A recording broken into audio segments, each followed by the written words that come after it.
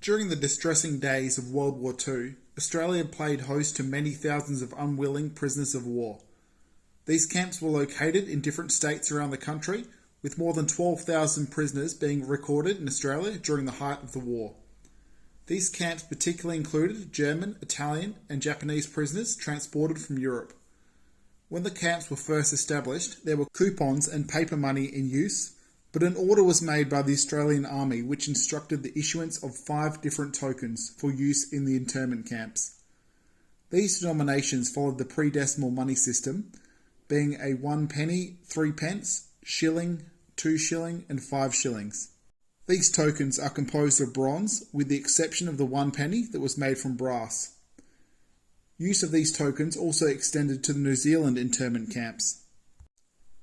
These were strictly for use only in the camps. The main reason for their creation, and not the use of normal circulating currency, was to discourage escape attempts, as these tokens couldn't be used in everyday spending outside the camps and would arouse suspicion if used. Their appearance with a centred hole surrounded by the wreath certainly differed from the existing coins at the time. Furthermore, the existing coinage was largely made up of silver, and during the war silver was needed elsewhere. These tokens were likely introduced in 1943 and were made in Victoria by 2 companies, Aronson and Son, who produced the 5 shilling, 2 shilling and 1 penny, and KG Luke & Co, who made the 1 shilling and 3 pence coins. When the war ended in 1945, these tokens were ordered to be destroyed by the Australian Army. However, some of these managed to escape the furnace, being likely kept by the camp guards or prisoners as souvenirs. There have also been instances many years later of metal detectorists finding these buried at the sites of the former camps. This 3 pence coin was found as part of a batch at the Sandy Creek camp in South Australia.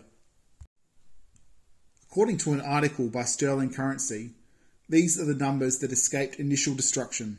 You can see that there is still a reasonable number of pennies and 3 pence tokens in existence, but the higher you go, the less there are remaining, with a total of 745 5 shilling tokens remaining.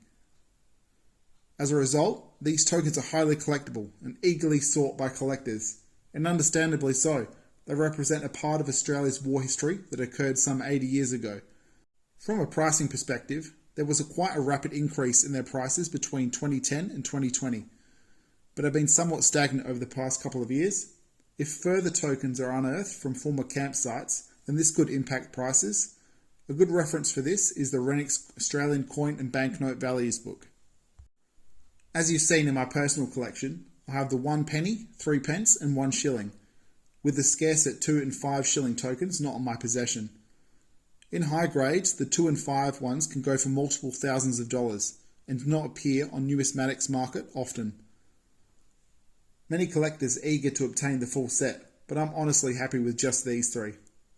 And I didn't have plans to purchase the 1 shilling, but managed to get it at a good price and in a PCGS holder to help verify its authenticity. I feel privileged to be able to own something with this kind of historical significance. It's interesting but sad to wonder how many soldiers' hands these tokens have passed through and the terrible conditions that they found themselves in, being prisoners of war. If you're looking to purchase these tokens for yourself, please be aware that there are plenty of replicas out there. The dies are currently held by the Royal Australian Mint in Canberra, and there are some different varieties that exist. Additionally, there are also known examples of error tokens in existence, where the hole does not exist or was punched off-centre. Let me know in the comments if any of these tokens have crossed your path on your coin collecting journey, or whether you've got any other wartime tokens or medallions. Australia also had internment camp tokens during World War I, but many other countries had their own versions of tokens during previous wars. For those interested, a fairly extensive list can be found on the new Mr. website. I'll leave a link to this page in the description.